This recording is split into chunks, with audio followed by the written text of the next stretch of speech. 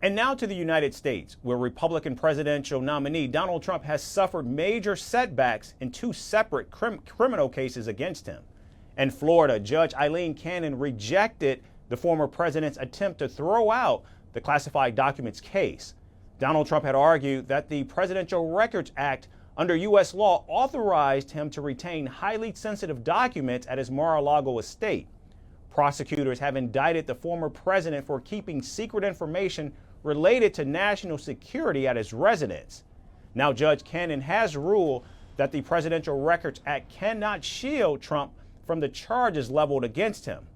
Judge Cannon, a Trump appointee, further added that the former president's attorneys did not meet the legal standard for the charges to be dismissed. However, Trump does in fact have the option of using the same argument of the Presidential Records Act to defend himself when he goes to trial, possibly this summer.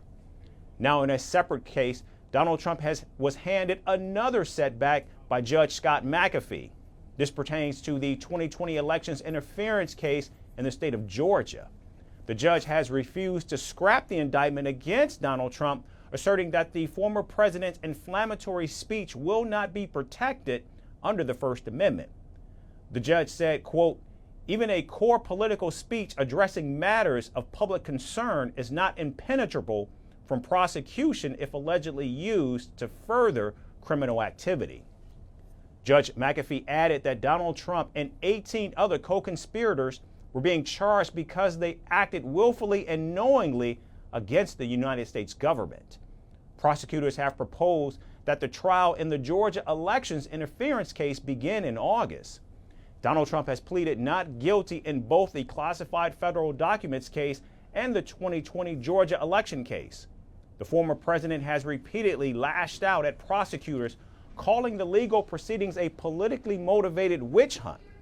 And Donald Trump's legal team has sought a delay in all of his legal proceedings because a possible conviction in any of the cases would dramatically affect his chances of regaining control of the White House in November.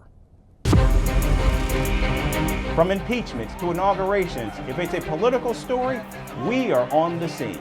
The race for the White House is heating up. We're beating Biden. How dare he say that? If it's breaking news, we're live with the latest coverage. From the White House, the State Department, and Capitol Hill, we know the issues, but above all, we know the players to bring you the latest in-depth analysis on all the key stories that we're covering.